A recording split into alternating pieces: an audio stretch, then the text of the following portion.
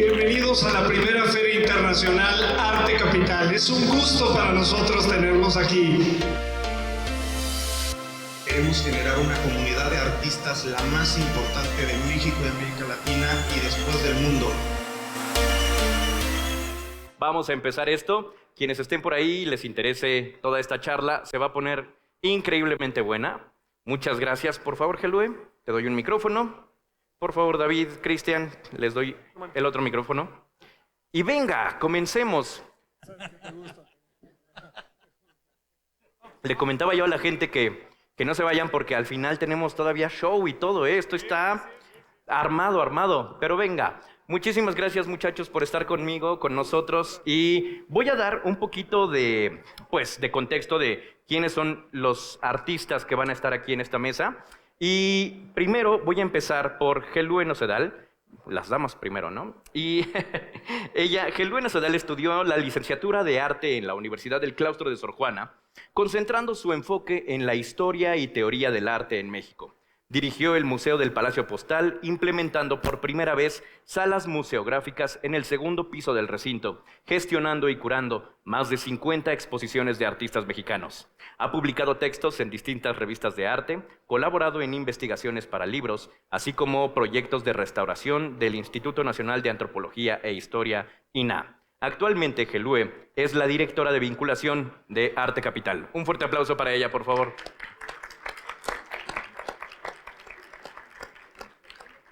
Muchas gracias. David Guzmán es un talentoso escultor mexicano autodidacta, nacido en 1969 en la Ciudad de México. Es un apasionado de la forma y redefine el acero inoxidable, dándole una forma dúctil, maleable e infinita para aplicar a cada una de sus esculturas.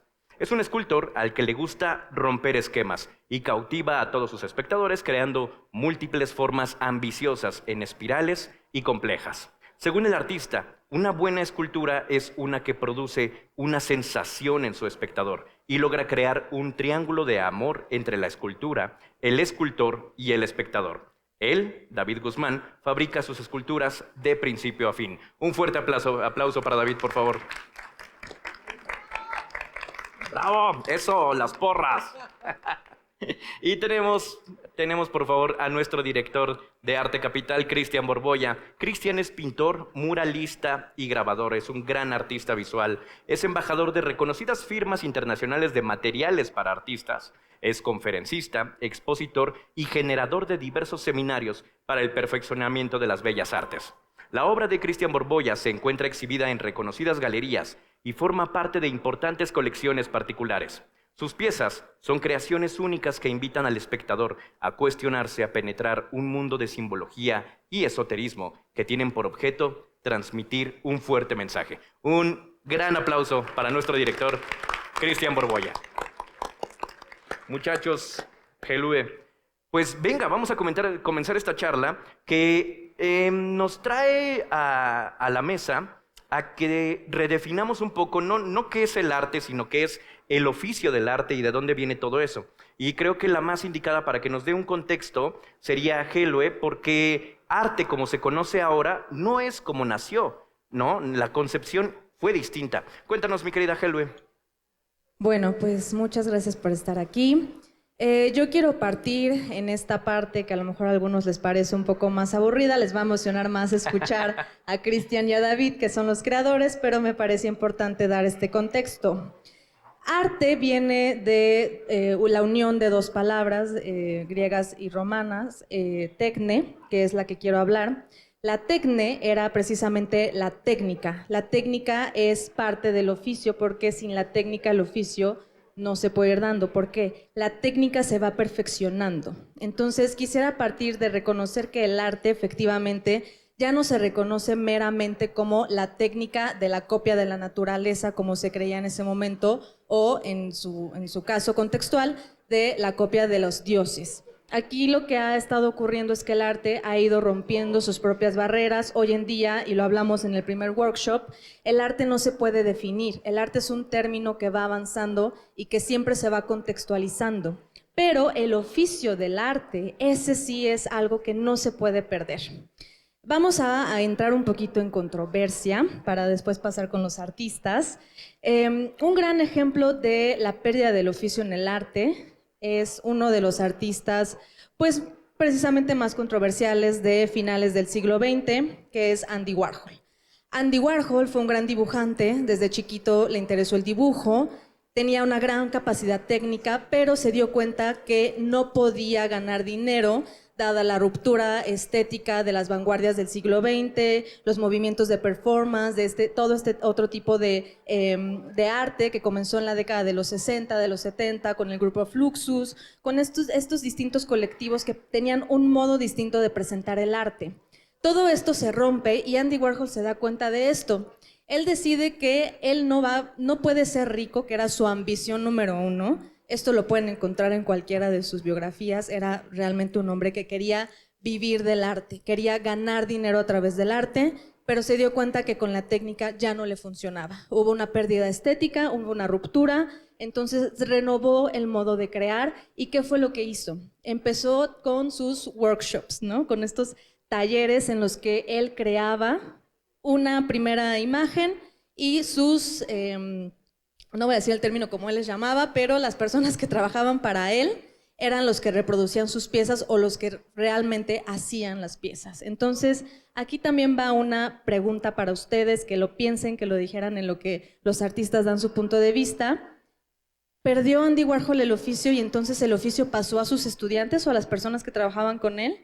¿Esto le quitó algún valor o algún mérito a las obras de Andy Warhol? Porque hoy en día sabemos que Andy Warhol es de los artistas que siguen vendiendo en millones de dólares y son las piezas que a lo mejor ni siquiera son de su autoría total. Entonces creo que es un muy buen tema, además de tener a un pintor y a un escultor, que ahorita vamos a también hablar de la escultura, porque la escultura también tiene ahí sus aristas que vamos ahorita a indagar con David Guzmán, pero es muy importante esta pregunta. ¿Hasta qué punto el artista puede perder el oficio y hasta qué punto el artista pierde dignificación por esta pérdida del oficio?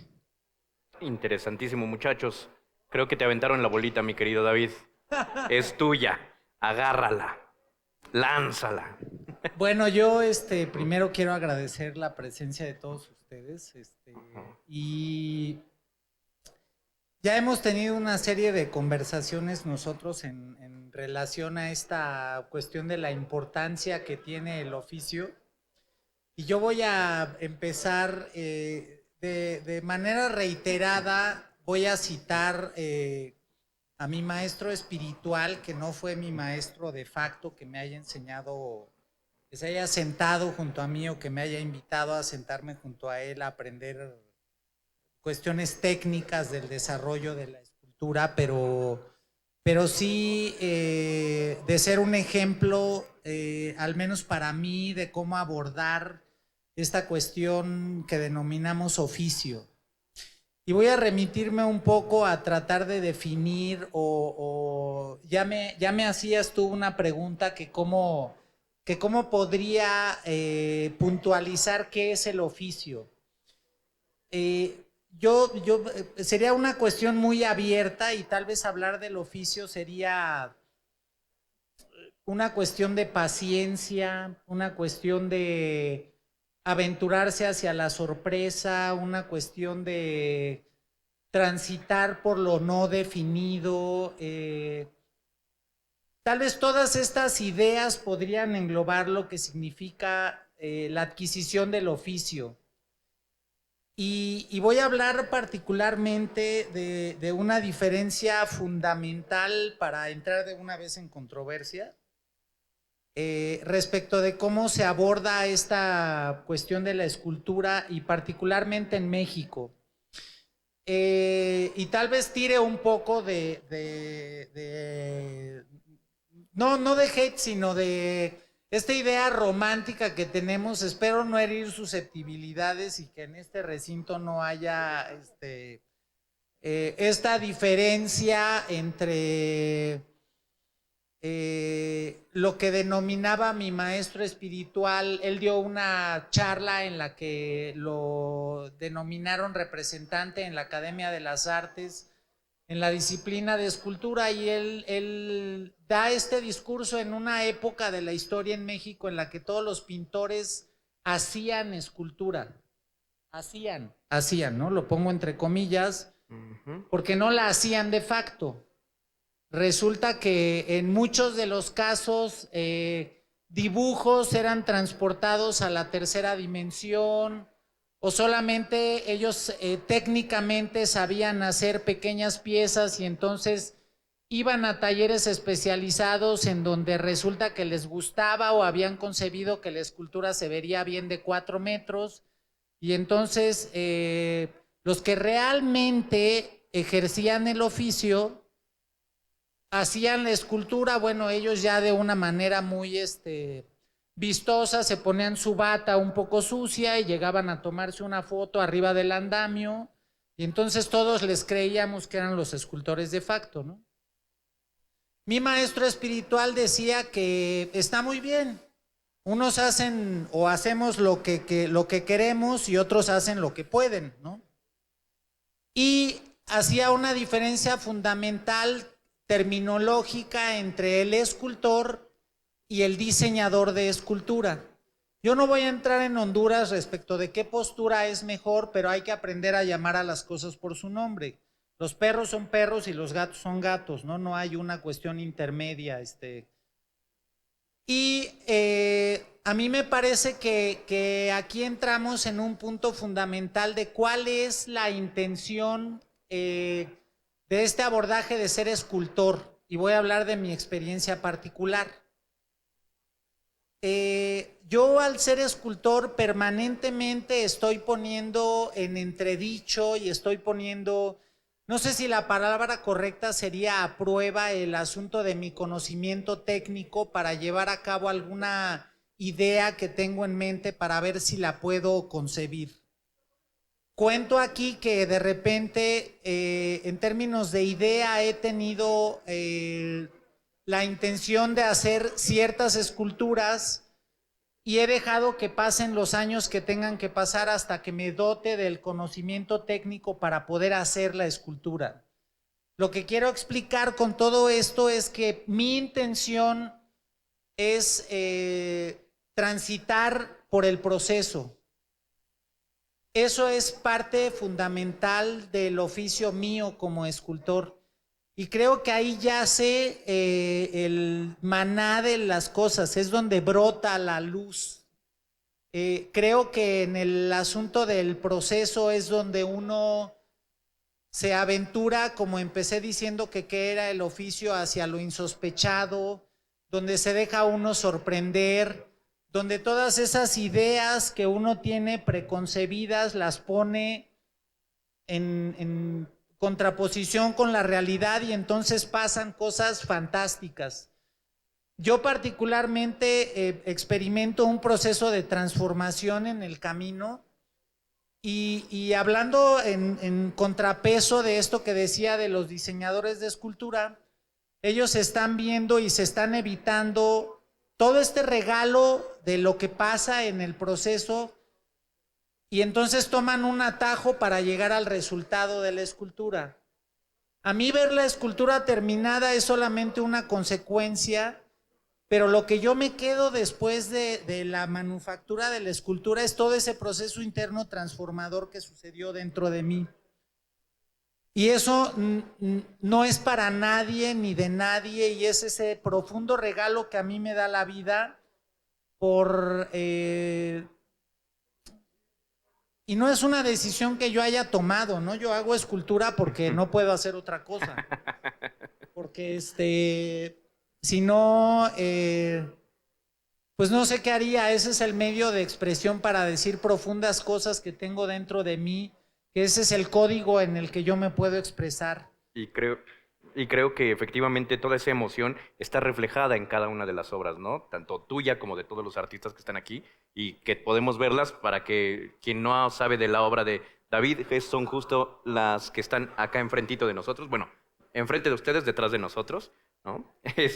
Y Cristian también tiene como varias cosas ahí, pero termina para que no te corte bueno, yo. ya nada más para concluir entonces, y que, como empecé diciendo, hay una buena parte de las esculturas que vemos en los espacios públicos y así, que solamente son una concepción de diseño del denominado escultor o mal denominado escultor, del diseñador de escultura, que no está mal tener un equipo de colaboradores. Yo siempre y de manera muy clara, yo tengo un equipo de colaboradores que uno tiene 20 años trabajando conmigo, otro tiene 14, otro tiene 13, otro tiene 10 años trabajando conmigo. Y es una labor de equipo, al menos el tipo de escultura que yo hago, pero creo que lo trascendental y hacia donde quiero que, al menos que mi postura respecto de lo que se trata el oficio, es de que nos dejemos sorprender, de que esa pequeña diferencia, en otra de las ponencias hablaban, creo que eso es lo que nos diferencia de todas las otras especies, que de manera deliberada podemos manifestar algo que está dentro de nosotros y que no necesariamente tiene que ser en un código entendible para el otro. Lo que yo hago, pretendo que toque las emociones, y creo que eso solamente se puede lograr a través de un profundo proceso de amor y de tratar de siempre seguir siendo un niño. Qué maravilla, Oscar, qué maravilla. Digo, perdón, qué maravilla, David. Ya te dije, Oscar. David, muchísimas gracias. Yo concuerdo ampliamente con lo que ha dicho David. Primero, muchas gracias a todos por acompañarnos. Y como el título de la conferencia, conversatorio, es el oficio del arte, a mí me gustaría comenzar a abordar este tema precisamente haciendo un ejercicio, nada más que eso, tratar de definir lo que es el oficio como tal. Y esto nos lleva inmediatamente al vínculo de la palabra de la praxis. La praxis en el argot cotidiano del arte es la continua práctica, la acción reiterada de un movimiento. Y esto evidentemente nos lleva al anglicismo, que es el expertise. El expertise en el idioma inglés es un término que se adquiere después de lograr más de 10,000 horas practicando la misma acción reiterada o el propio oficio. Entonces, desde ahí creo que tenemos una base o un sustento para comenzar nuestra charla, que atinadamente David puso toda la parte de sentimiento y toda la parte de análisis específicamente en la escultura. Dicho esto, a mí me gustaría continuar con este abordaje desde 3 puntos fundamentales que creo que son totalmente indivisibles del oficio. Y el primero de estos puntos es la honestidad. Si el artista no tiene honestidad consigo mismo, es decir, con la esencia que tiene manifestada en la obra, simplemente no hay lo que nos lleva al segundo punto, congruencia. Entonces, primer punto, la honestidad, que nos lleva a la congruencia. La congruencia es pensar, hacer y decir lo mismo, hacia el mismo objetivo. El artista que tiene honestidad en su obra y congruencia en su actuar nos lleva como punto definitorio al tercer punto, que es que la obra tenga un discurso. Un discurso es cuando la obra se sostiene a sí misma, es decir, no hay que echarle flores, no hay que hablar de más, la obra per se transmite el mensaje del artista. Ahora, habiendo dicho esto y definido lo que es el oficio, y con estos 3 puntos, sí me gustaría abrir el panel y devolverle a Helio la palabra para ver hacia dónde podemos partir y en qué momento el arte o el artista tiene este oficio, cómo podemos identificarlo y qué sucede cuando el artista carece de este oficio. Exactamente. Bueno, pues es un punto bastante importante. Walter Benjamin, uno de los grandes pensadores de principios del siglo XX, hablaba de la pérdida del aura de las obras de arte por la masificación y la reproducción, ¿no? La revolución industrial llevó a que los aceros fueran el sostén arquitectónico, fueran el sostén, todo tenía que ser metálico, las estructuras metálicas tenían que ser las que sostuvieran los edificios, y entonces las impresiones se volvieron también pues una masificación de las obras de arte. Entonces él hablaba precisamente de la pérdida de la obra de arte. El siglo XX trasciende, en los 80 con Andy Warhol, como ya lo mencionamos, se empieza a decaer este oficio porque ya era una reproducción masiva. Pero lo curioso, y no sé si lo estén notando, es que los artistas están queriendo reivindicar nuevamente su oficio.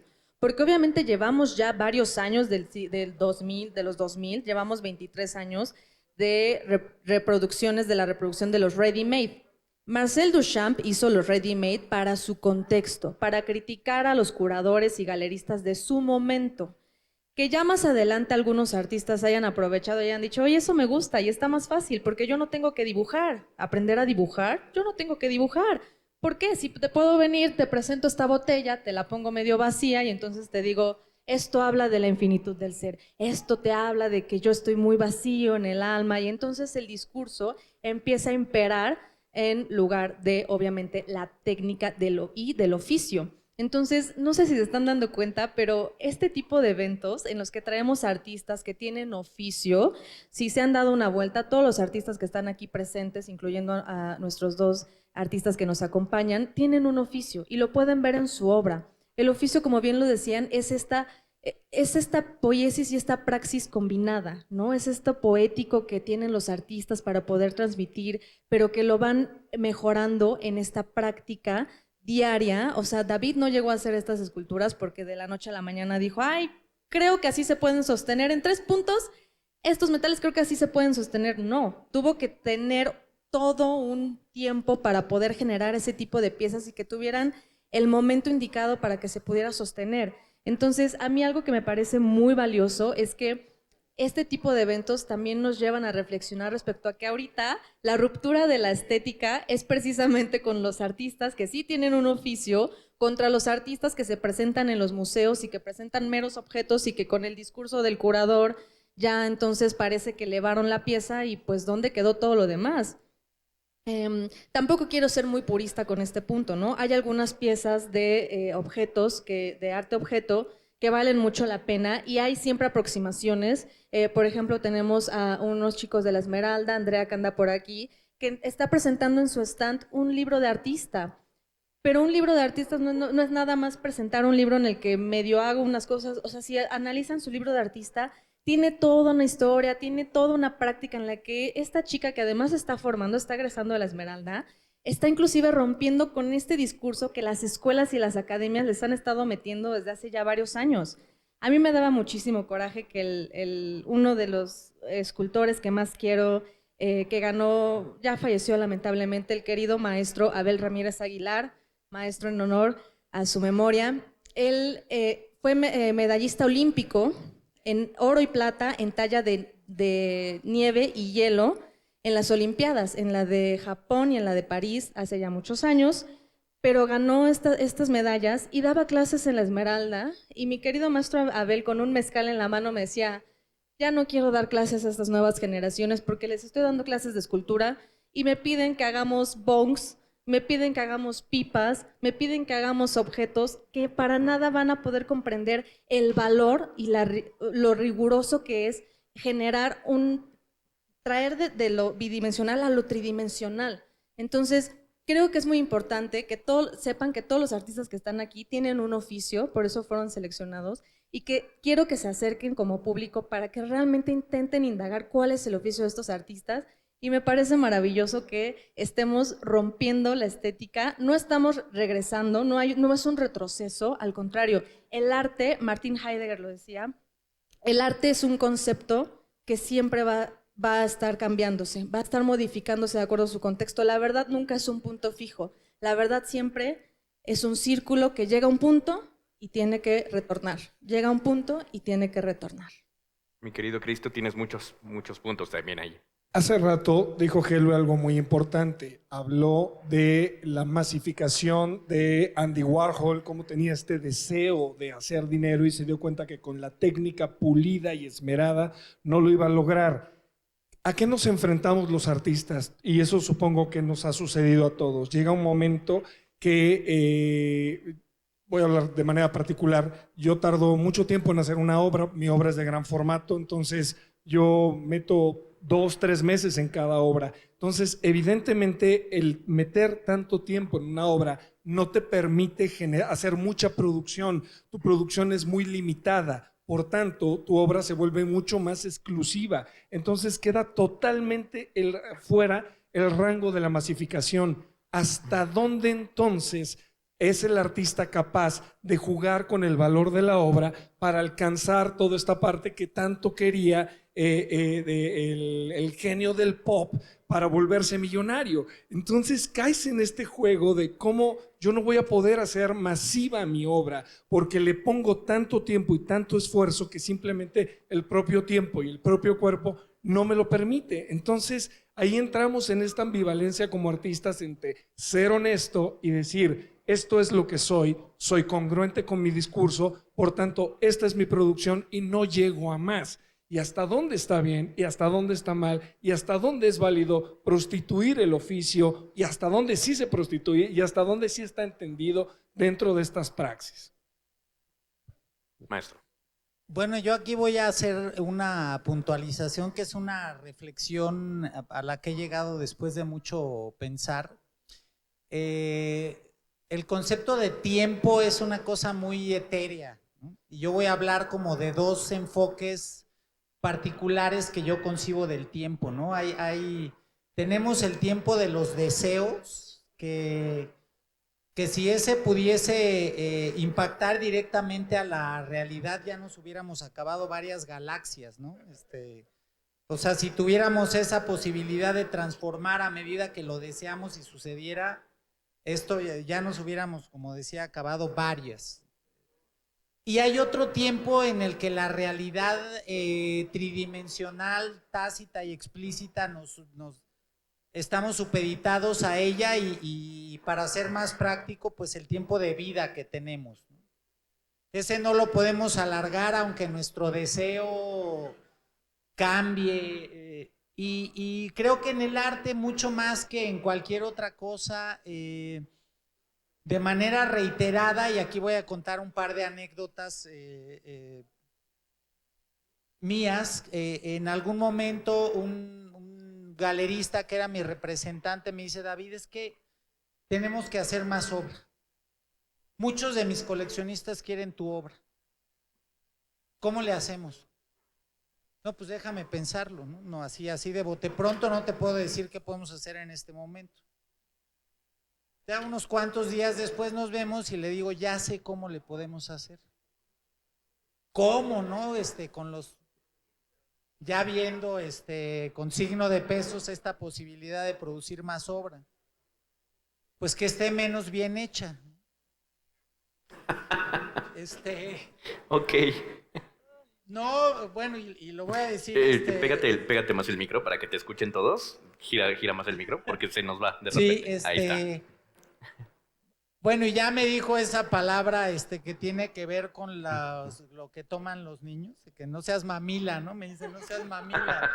No, no, pues le digo, es que o sea, si soy franco, esa es la única manera, ¿no? Tú me estás preguntando cómo podemos hacer más, pues esa es mi respuesta. No, pues es que no es el camino. Bueno, pues no es el camino. Otro galerista alguna vez le dejo una maqueta, vuelvo algunas semanas después y me dice: David, ya sé quién nos puede hacer la obra en azul, en rojo, en verde, en morado. A ver, espérame, no, espérame. No, pues es que yo no es lo que quiero. Me dice: no, David, es que tú no estás entendiendo. Lo que pasa es que tú no te quieres volver ni rico ni famoso.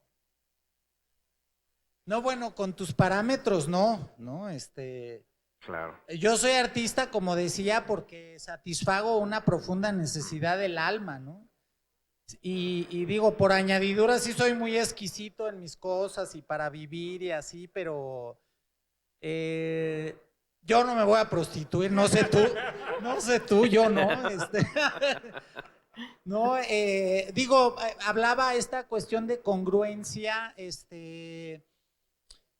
y en realidad creo que habremos de quitarnos un poco esta máxima, porque escuchaba que hay algunas personas de la Esmeralda y así, algún artista a mí en mi muy temprano transitar por esta vía, me dijo, David, ¿sabes qué es bien importante? Que te quites esta predeterminación de la mente que porque eres artista vas a vivir jodido.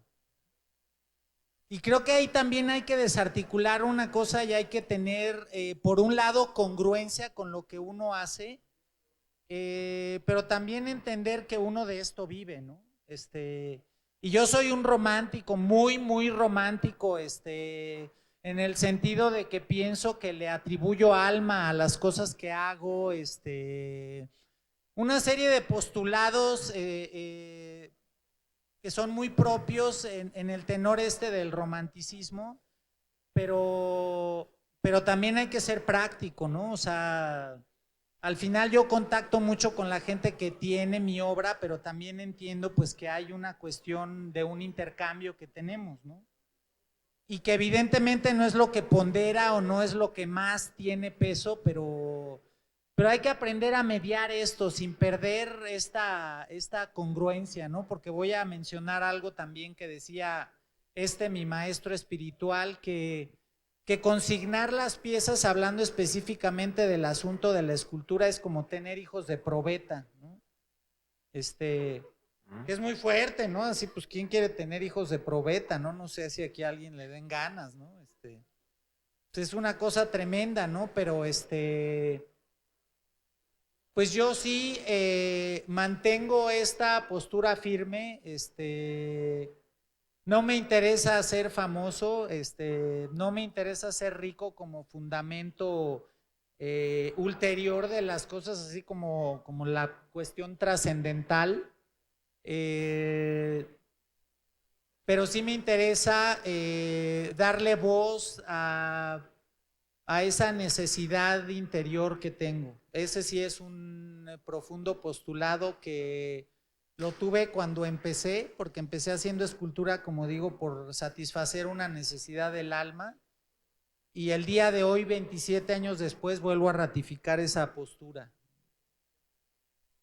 La respuesta a la siguiente pregunta ya me la contaste, Cris, en una plática que tuvimos, pero me gustó muchísimo la conclusión y quisiera que la compartieras con todos, que se trataba un poco, justo hace rato lo mencionabas, ¿no? Si me piden la obra en rojo, pero yo la quiero hacer de esta otra manera, ¿cómo va evolucionando un artista cuando ya está vendiendo el artista y de repente le piden puras cosas azules o puras cosas con esa técnica, pero de repente el artista ya no quiere llegar a seguir haciendo eso porque listo, ya, capuf? ¿Qué tanto se puede arriesgar a dar el paso hacia la evolución y quizá a dejar de vender? Ya me lo explicaste, pero compártenos un poco. Es exactamente lo que platicaba ahorita David. Como artistas tenemos mucha gente que nos apoya para vender y comercializar la obra. Uno de ellos, evidentemente, los galeristas. ¿Qué sucede? Y todos conocemos este tipo de ejemplos. El artista empieza a sacar botellas transparentes. Le pega a la botella transparente y 3 años después sigue haciendo botellas transparentes. Pero 1 año después dice, caray, es que estoy ya harto de hacer botellas transparentes, quiero cambiar mi discurso y quiero experimentar otras cosas. Pero cuando llega con el galerista, le dice, mira lo que acabo de sacar, feliz de la vida. El galerista dice, hoy está muy bien, pero necesito más botellas transparentes, porque mis compradores siguen pidiendo botellas transparentes. Y entonces aquí el artista se enfrenta a un dilema entre sigo mi voz interior, que a final de la historia es la que me ha llevado hasta donde estoy el día de hoy, o muevo y cedo a los caprichos del mercado porque ya estoy posicionado y porque ya tengo una clientela cautiva que me está generando dividendos económicos y financieros muy agradables, y entonces cambiarlo es muy probable que pierda esa clientela. ¿Y hasta dónde vuelve a entrar la congruencia y la honestidad del artista de seguir su propio instinto y decir, voy hacia este lado y no me voy a, llamémoslo así, que no me gusta mucho el término, pero prostituirme para lo que me está pidiendo el mercado? Porque al final de cuentas, los artistas estamos aquí para dictar la escena, no para que el mercado nos agarre como un producto más y siga explotando para que la máquina siga generando. Si eres Andy Warhol y tu fin último es generar billete, pues entonces es muy claro el camino. Si es otro el fin, pues entonces habrá que rebelarse y hacer lo que los artistas están haciendo. Completamente de acuerdo. Y entonces, el riesgo ha de ser emocionante, creo yo, ¿no? Porque bueno, si lo que te está pidiendo el alma, el corazón, es irte por otro camino, pues es así como se consagra un artista, ¿no? Porque se entrega, no porque hace justamente lo mismo por la seguridad económica, ¿no? Helve, tú tienes todavía más cosas acerca de esta historia, donde ha habido muchos cambios y movimientos y ha habido grandes artistas que se consagran también, ¿no? Está aprendida. Sí, bueno, algo que también me causa siempre mucha curiosidad es que parece que en pleno siglo XXI regresamos al mecenazgo burgués. Ya no son los burgueses, ahora ya son los galeristas. Por eso no los invitamos para venir acá, por eso buscamos que el trato fuera directo, porque ya estamos cansados. Yo como teórica, como historiadora, ya estoy cansada de ver siempre a los artistas condenados a tener que cumplir los caprichos de los nuevos burgueses, que son ahora los galeristas, de que tengan que crear las piezas para que el galerista pueda vender y que realmente el único fin es generar dinero. No están vendiendo la pieza porque realmente estén profundizando en la pieza o que estén profundizando en la labor de los artistas, ¿no? El oficio es una labor. El tener oficio es tener una profesionalización, el de estar siempre descubriendo nuevas capacidades como artista. Cristian, David y muchos de los artistas que están aquí seguramente fueron logrando la técnica, experimentando, errando, equivocándose, pero siempre intentándolo y siempre llegando a un punto en el que ya las obras tenían lo que ellos estaban buscando. Esta necesidad espiritual de la que los dos están hablando realmente me parece muy bella, porque si están dentro del público, son artistas, lo van a comprender y se van a sentir identificados. Pero si no son artistas y vienen a ver las piezas, van a decir, ok, entiendo entonces que los artistas lo que quieren mostrarme es su esencia. No me quieren presentar piezas por el mero hecho de vender, sino que me quieren presentar piezas que son su esencia.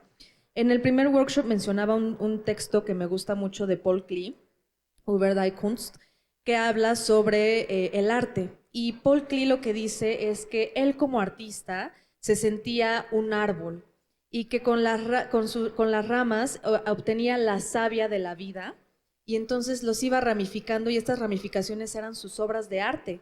Entonces realmente los espectadores somos los que nos colocamos debajo de las copas de los árboles de los artistas y nos sentamos a contemplar la vida, porque al final los artistas son otros seres humanos como nosotros, pero que tuvieron la capacidad de resolver sus propias incongruencias, sus propias dudas, sus propios miedos, con estas ramificaciones plásticas que además de presentarnos y de querer invitarnos a esta llamada y siempre esperada experiencia estética, nos invitan también a reflexionar sobre nosotros mismos y sobre la vida misma. Entonces creo que eso también es algo muy importante y es algo que siempre se tiene que valorar en los artistas. Los artistas nos quieren mostrar más allá de la realidad, nos quieren hacer ver que estamos siempre inmersos en la cotidianidad. Y a través del arte yo veo las piezas de David o de Cristian o del maestro José Cacho o de los artistas que conforman el colectivo de Random Art y digo, wow, es que claro, una bailarina deja de ser una simple bailarina en las piezas que presentan los artistas y entonces tengo que recordar qué es una bailarina, cuál es el oficio de una bailarina. Una bailarina de ballet profesional no logra pararse de puntitas al primer intento. Es un desgaste físico y emocional para lograr pararse de puntitas y que de verdad nosotros lo vemos tan fácil. ¿Les ha pasado que ven una puesta en escena, que ven una bailarina y que la ven en puntitas y dicen, ay, yo también lo puedo hacer? Inténtenlo. Quiero ver que se quiebren el dedo gordo del pie. No lo van a lograr, porque es un oficio, es una labor. Lo mismo pasa con los artistas. A mí una frase que me molesta mucho de algunas personas que vienen y ven las obras es, ay, yo lo puedo hacer mejor. No, pues eso está bien fácil. Yo también ahorita si me meto a un curso lo puedo pintar. No, eso es una trayectoria, es una trascendencia de vida. Oigan, y a mí me gustaría mucho que habláramos de si todo esto es feeling y es motivación, ¿dónde queda el error? ¿Y a qué voy? Los dos son artistas, tú haces gran formato, tú haces escultura, tú trabajas con más personas, tú trabajas en solo y los procesos son completamente diferentes. Y supongo yo creo que sí, ¿no? Que las frustraciones también son diferentes. Cuando tienes un tiempo límite para poder entregar una obra, para poder entregar algo que te encargaron, cuando lo que tú estás haciendo para nivel personal, cuando todos estos, tal cual, tiempos de entrega se empiezan a juntar, yo creo, no, ustedes me dirán, que llega el error, que en algún momento esa obra perfecta tuvo un pincelazo que no iba ahí y que te tiene que hacer que respires, o alguno de las personas, de tus artesanos, de las personas que trabajan contigo, David, que también se equivocó y algo no iba ahí y viene la frustración.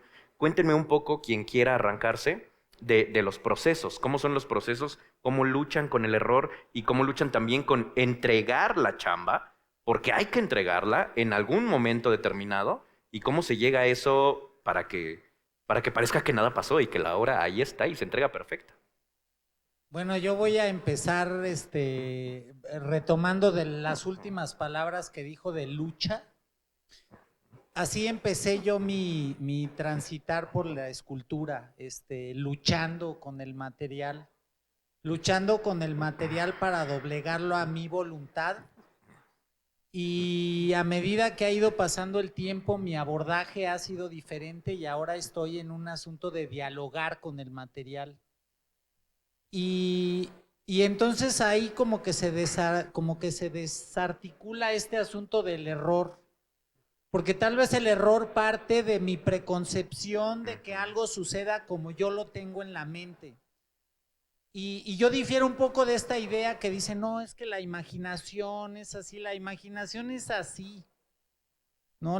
El enfrentarnos con la realidad es lo que es un libro abierto, es lo que es sorpresa pura. Entonces yo lo que hago es precisamente todo el tiempo plantear lo que yo preconcebí, contraponerlo con la voluntad del material, que entonces ya me estoy poniendo en ese lugar un poco en el que sí soy yo, pero también hay del otro lado, sería una visión demasiado egocéntrica, que todo fuera un monólogo, que yo quiero y la materia se resiste. A mí me parece que ese es el error trascendental de Occidente, y por eso nos estamos acabando el mundo, porque yo quiero y la naturaleza se resiste. No es cierto, nos está tratando de decir algo que no tenemos la capacidad de escuchar. ¿No? Una anécdota de un arquitecto que muy contento me platicaba de un muro que pararon en un lugar en Los Cabos y que se les cayó. Y le digo, ¿y qué hiciste? Pues lo volvimos a parar, ¿no? ¿Y qué pasó? Pues se volvió a caer. ¿Y qué hiciste? Pues lo volvimos a parar, y en la tercera ocasión nos dimos cuenta que estaba mal orientado. Le pregunté, oye, ¿y nunca pensaste que lo que te estaba tratando de decir el entorno es que ahí no iba un muro? Es un ejemplo tal vez muy claro, ¿no? De esta cuestión de una visión unidireccional que tenemos de las cosas. Mi proceso es un proceso muy abierto en el que yo planteo, y entonces ahí viene esta cuestión del oficio. Con el tiempo he desarrollado esta capacidad de, a pesar de mi exceso de control, porque yo soy una persona extremadamente súper controladora, ha sido una cuestión muy aleccionante en mi vida para poder aprender a soltar y para poder dejar esa serie de cosas que tal vez van en demérito de la fluidez y de la organicidad y de la naturalidad del proceso en el que yo esté abierto para escuchar qué es lo que me quiere decir el material, para escuchar a mis colaboradores que no son artesanos, no son extensiones de mi alma, de mi corazón, y que también son entidades porque en el proceso están aportando, ¿no? Son elementos muy importantes. Y de repente yo digo que el material va a llegar de aquí a allá en línea recta, y el material lo que me dice es que sí, de aquí para allá, pero vamos a hacer esto. Esa es la capacidad que yo he ido desarrollando, que proviene de esas, ¿cuántas horas? O más, de estar ahí dialogando con el material, como decía, ¿no? Y entonces no hay error, hay lectura y diálogo de este proceso que nunca termina, ¿no? El acero inoxidable, a pesar de ser algo que parece tan estático, como tan carente de vida, en cada una de las piezas se comporta de manera diferente, ¿no? Voy a contar otra anécdota, que yo soy el de las anécdotas, ya se dieron cuenta.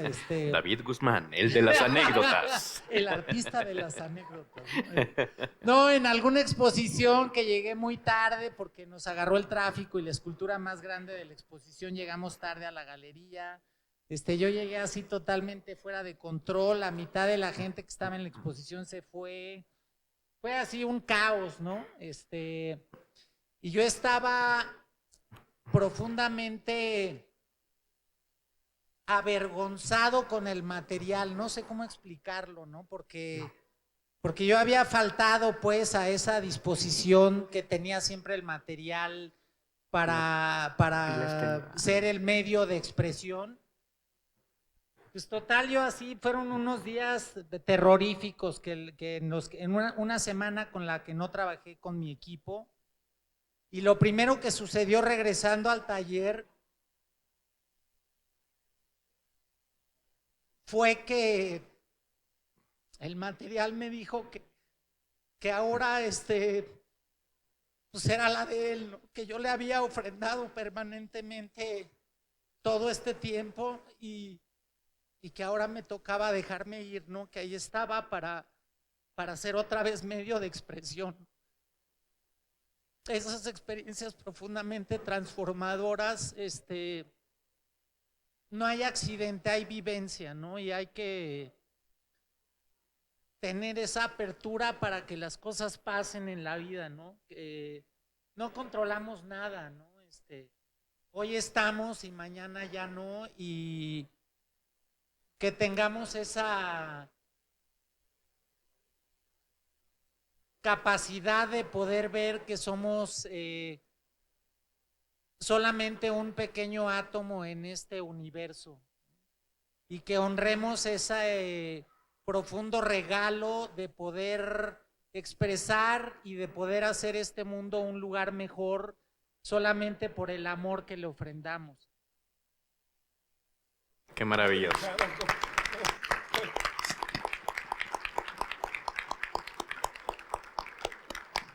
Pues ya que digo después de esto. Mi querido David. Qué maravilla. Yo quisiera retomar un poco lo que Cris me preguntaba hace ratito de en qué momento se nota el oficio de un artista, ¿no? Aquí lo tenemos, ¿no? El oficio de un artista está no solamente en su capacidad técnica, sino en cómo todos estos sentimientos, este cúmulo de potencias, de sentimientos, se ven reflejados en la obra. Un artista se los acaba de decir, hubo un momento en el que estaba peleado con el material, pero el material mismo lo regresó. Pero a lo mejor no fue el material, sino fue el propio artista que se dio cuenta de cómo tenía que evolucionar con el material. Entonces, realmente los artistas son los que se van adueñando del oficio y lo van transformando en algo que siempre van a mejorar.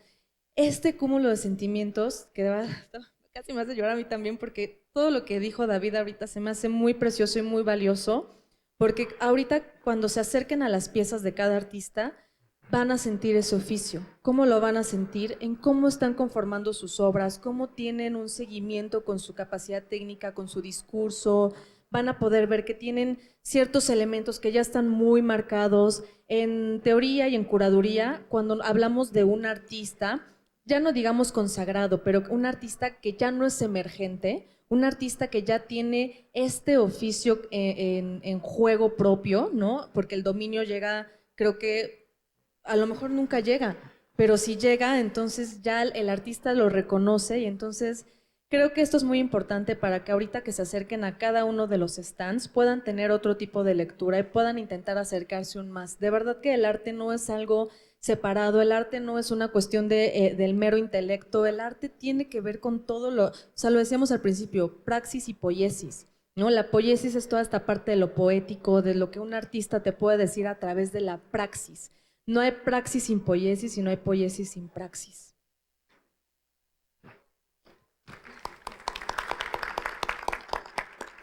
Gracias, Helen.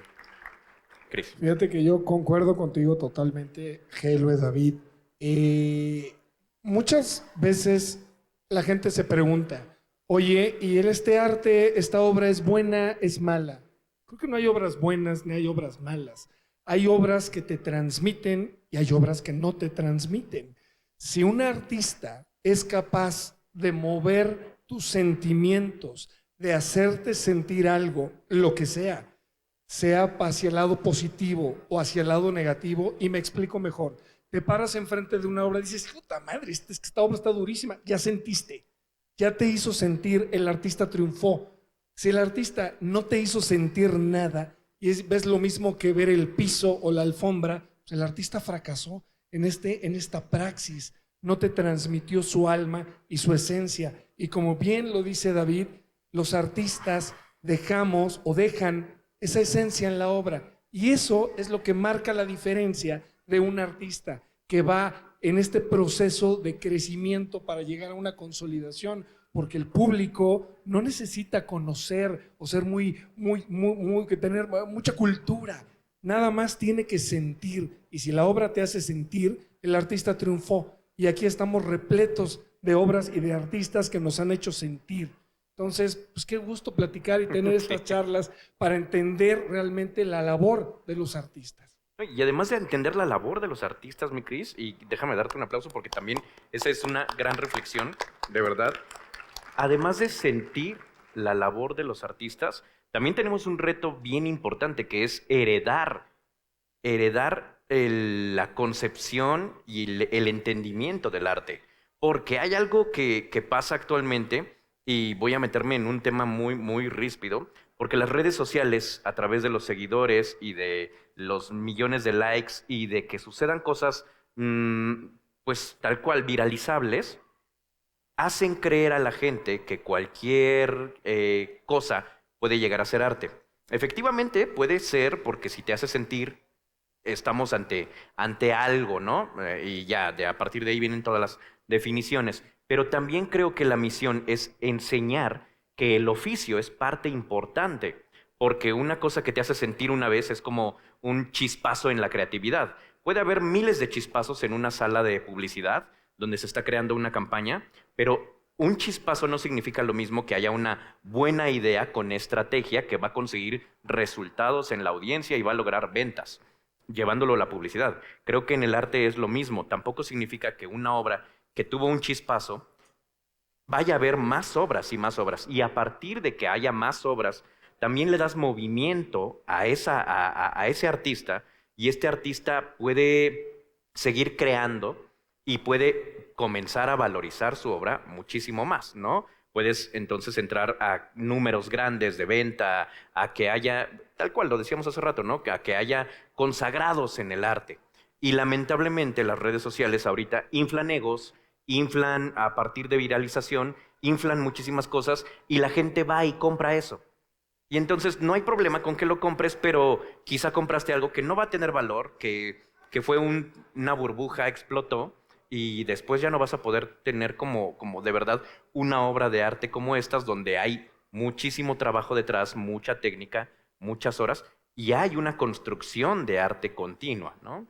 Creo que en redes sociales hemos visto mucho. ¿Cómo enfrentarían ustedes la educación o el heredar el oficio? ¿Cómo podrían ustedes, qué están haciendo ustedes para que la gente que va a una escuela o que ya viene que están haciendo en la práctica, de verdad aprecie y pueda llevar el mensaje del arte hacia las nuevas generaciones que necesitan volver a apreciar lo que estamos teniendo aquí y a verle el valor a lo que tenemos aquí? Quien quiera. Yo creo que nos acabas de hacer un planteamiento fabuloso. Nos enfrentamos como artistas a este mundo de las redes sociales, y al tener esta viralidad y a ser conocido y tener muchos seguidores, porque eso es equivalente a ser exitoso, o por lo menos eso es lo que se percibe allá afuera. Entonces yo veo a muchísimos artistas que tienen una praxis impresionante, pero no tienen idea de lo que es un reel, de lo que es Instagram, Facebook, Twitter, mucho menos TikTok. Y entonces el problema es que no tienen este alcance para las nuevas generaciones. Y entonces la gente que es de nuestra edad o mayores, evidentemente conoce a estos artistas, pero las nuevas generaciones que están acostumbradas a tener un celular en la mano, alguien me explicaba, me dice, cuando tú das una conferencia, hoy ya vemos aquí 100 personas y estamos muy a gusto charlando, y el mensaje permea para 100 personas, pero si yo ahorita agarro el celular y abro un live y me conecto, puedo alcanzar 100,000, y ese mensaje llegó a 100,000, ¿cómo sería equivalente a tener que dar 100 conferencias una tras otra hablando de lo mismo? Entonces sí, el poder de las redes sociales es innegable, innegable, y el alcance que te puede dar es fabuloso. La contrapunta, el lado negativo, es que sí, hay muchos artistas o practicantes del arte que saben muy bien utilizar estas redes sociales, y entonces lo que decías tú, se inflan estos egos y entonces ya son grandes artistas. Y tenemos ejemplos en todos lados, y hay mucho practicante de arte y hay que aprender a diferenciar. Y en eso nos podemos meter a temas, como lo bien mencionaba David, el error controlado, el caminar con los materiales, pero hay una constante en todo esto, que son los años de praxis, los años de oficio. ¿Por qué? Porque un artista que ya lleva más de 20, 25, 30 años en la carrera, pues ya las pasó mal, peores, terribles, estuvo 20 veces a punto de tirar la toalla, y si sigue ahí, significa que hay una esencia, que hay un alma, que hay una pasión. Entonces ahí podemos empezar a ver la trayectoria de una carrera, la entrega de un artista, y ahí empezar a ver el sustento que tiene. Entonces creo que no están peleadas la parte de las redes sociales con el crecimiento, pero hay que aprender a diferenciar cuál es la propuesta del artista. Y volvemos a la parte inicial de este conversatorio. El artista tiene congruencia, es honesto, y la obra tiene un discurso, adelante, hay un oficio per se. Helve. No quiero verme muy rigurosa teórica, pero hay una frase popular por ahí que vi justo en las redes sociales que dice: ser famoso en internet es igual a ser rico en el Monopoly, ¿no? Realmente la masificación no te asegura nada. Y justamente Walter Benjamin lo que habla de la pérdida del aura, de la esencia de los objetos de arte en el siglo XX, dado los movimientos de la industrialización, es precisamente que la masificación nunca se detiene. Y la masificación lo que te ocasiona es que nunca logras concentrarte en un solo objeto, nunca logras concentrarte en algo, no logras tener una postura fija, siempre estamos cambiando. Es una herramienta, como bien lo dice Chris, es un arma de dos filos. Entonces, creo que la masificación y la inmediatez es una cuestión que podríamos abordar en todo otro workshop y poder ahondar en este tema, pero precisamente hoy con las redes sociales hay muchos artistas que merecerían tener 50,000 likes en un día y no los tienen porque pues no tienen esta capacidad que a lo mejor otros artistas que tienen ¿cómo le llaman ahora? Un digital manager, community manager, en español ni siquiera sabría cómo traducir eso, pero bueno, se valora el trabajo, pero realmente pues los artistas ya no son dirigidos por su oficio, sino que es ayer, mañana va a haber otra que sea más importante, ¿no? Eso es lo que ocasiona la masificación. Entonces, creo que es un punto muy importante. Hay artistas que a lo mejor tienen más de 100,000 seguidores, pero eso no les va a dar el oficio, ¿no? Les va a dar alcances, les va a dar inmediatez, pero eso puede que no les dé el oficio. Pero aquí viene el problema, permítanme nada más insistir en el punto. Sí, no te va a dar el oficio, pero a la gente que está observando les va a dar la percepción.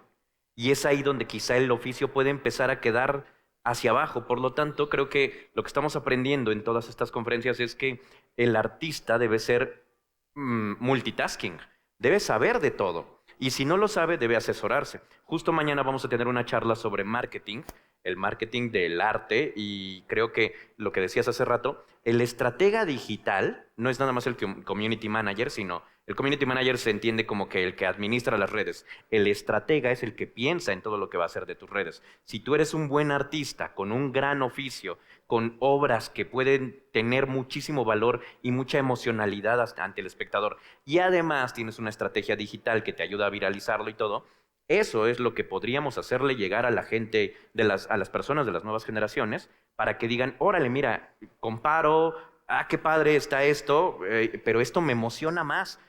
Pero si el artista se queda creyendo en que hacerlo en su círculo es suficiente, quizá ahí es donde empieza a perder oportunidades para poder expandirse y para poder crecer mucho más rápidamente, porque definitivamente las redes son detonadores, ¿no? Ibas a decir algo, David. Sí, pues yo nada más, un poco apuntando lo que decías y creo que ha sido un tópico que han tocado estos diferentes conversatorios, es que como artistas, sí, por supuesto hay toda esta parte romántica, pero hay también una cosa práctica, ¿no? Y tenemos que tener habilidades, como decías, multitask, o sea, de abordar varias cosas y saber y entender la potencia que tienen las redes sociales en contraposición a difundir la capacidad del oficio y ser buenos administradores y entonces cumplir una política fiscal adecuada, pero creo que siempre, y no olvidemos que el fundamento tiene que ver con el asunto del desarrollo del oficio.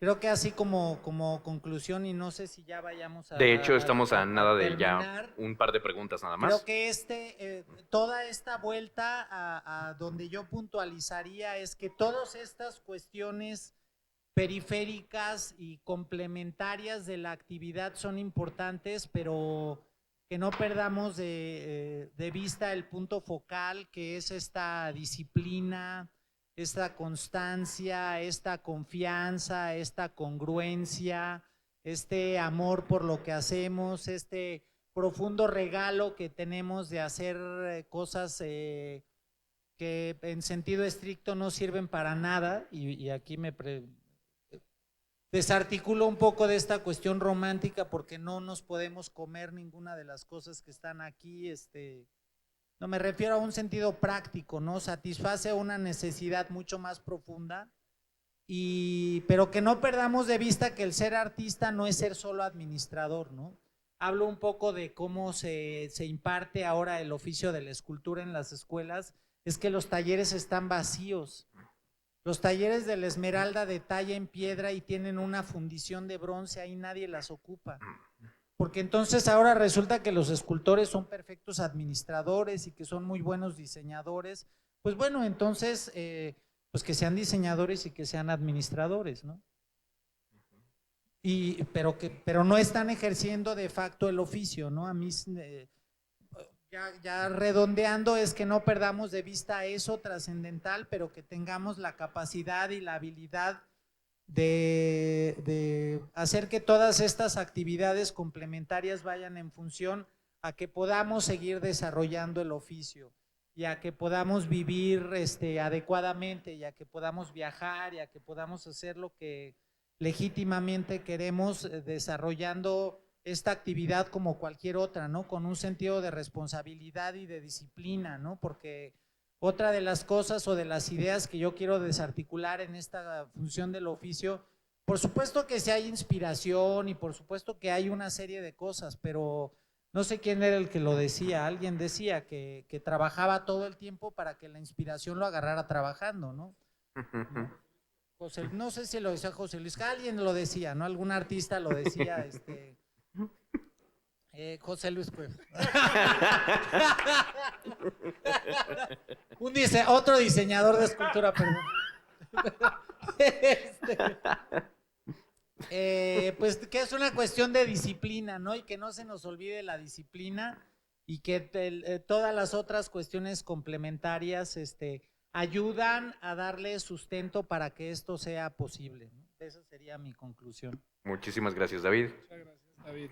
Yo creo que ya acercándonos al cierre de este agradable conversatorio, yo sí soy un férreo creyente de que el artista debe tener un símil con una empresa, un empresario, y debe de delegar, lo que estamos platicando, con profesionales y saber qué pedirle al contador, qué pedirle al fiscalista, qué pedirle al carpintero, al que hace la tela, al que administra las redes sociales, y te vuelves un director de orquesta con una meta muy clara. Quiero llegar a ser este artista, pero para llegar aquí, no puedo llegar solo. 2, tengo que ser un artista profesional, y profesionalizarse es muy complejo en estos tiempos porque te demanda muchísimo tiempo. Entonces, ya llegando hacia el cierre, hay que hacer equipo, hay que hacer comunidad, pero sí, no puedes perder la esencia ni la pasión espiritual de este alimento que generamos para el espíritu, pero siempre con una perspectiva de empresario, de director, de orquesta, llamémoslo así, con un objetivo muy claro. Muchísimas gracias, mi Cris. Concuerdo con los dos. No hay que ser tampoco negacionistas del contexto, ¿no? No podemos escondernos debajo de una piedra y negar lo que sucede alrededor de nosotros, pero si esta masificación se va a dar, que sea precisamente enfocada al oficio y no a las necesidades del mercado, no a las necesidades de lo que es de lo que la gente puede pensar que es popular, ¿no? Que si va a haber una masificación que vaya, porque también lo acaba de decir Cris, todos estos procesos de tienes que hablar con el contador, tienes que hablar con... Eso es parte del oficio, y es parte del oficio y de cómo un artista se va profesionalizando. Entonces, pues bueno, nada más para cerrar justo eso, no es una cuestión negacionista, pero sí es una cuestión de nunca perder el enfoque de lo que es el oficio en un artista. Muchísimas gracias, mi querida Helwe. Si no tenemos preguntas aquí en el público, de verdad, muchísimas gracias. Creo que ha sido súper interesante el conocer los puntos de vista y nos llevamos... Pues yo me llevo como alertas, ¿no? Alertas justo de que hay que profesionalizar a todos, ¿no? ¿Por qué? Porque además el trabajo de un gran artista da trabajo a mucha gente que está en todas las esferas alrededor. Entonces creo que por eso, por la economía de un país, por la nuestra propia y por la economía de todos los espacios involucrados, creo que tenemos que echarle muchas ganas para que todo esto se haga más grande, ¿no? Y que el siguiente año, cuando vengamos a la segunda edición, ya tengamos todavía un crecimiento mucho más grande, en particular cada uno de los artistas, pero también como dentro de esta profesión y dentro de este oficio del arte. Muchísimas gracias, mi querido Cristian Borbolla, David Guzmán y... le llevo el micrófono y voy rápido para que la escuchemos todos. No, nada más que me ha dado muchísimo gusto escuchar este conversatorio porque me ha dado otra vez esperanza en el arte. Yo pensaba, es que si va a seguir siendo unas cubetas con unas escobas o cosas así, pues ya no hay esperanza en el arte. No hay nada de espiritual, o sea, ¿cómo tengo que explicar qué es que esto social, de no sé qué? O sea, no puedo creer que estaba pasando esto en el mundo. Entonces, realmente, esta nueva etapa... Me parece increíble. Esta feria se me hace súper positiva para México y para el mundo. Creo que le dio en el clavo. Le dio en el clavo. Todo lo que Arte Capital ha estado haciendo, y mi querido Cris, creo que vas a tener mucho que aportar ahí, porque esa es la misión. La misión es que ya no haya escobas agarrando libros y que digamos... Miren qué belleza, y que justo con lo que empezaste tú, que hay que argumentar un montón para que la obra se sostenga. No, la argumentación es otra cosa, ¿no? La argumentación es filosofía, quizá. Mi Cris. Gracias, porque ese es el objetivo de esta feria. Este es el objetivo de tener estos grandes artistas que han confiado en este proyecto, es volver a darle luz a la humanidad y decir... Podemos tener un renacimiento en el arte. Basta ya de escobas y cubetas y de la caja que si la ves te hace una teoría. El arte tiene una praxis y tiene un espíritu. Y si no lo tiene y no te transmite, no es arte y no alimenta tu espíritu. Precisamente por eso hicimos esta feria. Gracias por tus palabras. Gracias a todos por estar aquí. Y con esa nos vamos. Muchísimas gracias. Gracias de verdad. Tenemos a más de 70 artistas, casi 3,000 metros cuadrados de exposición de arte. Bienvenidos al futuro del arte.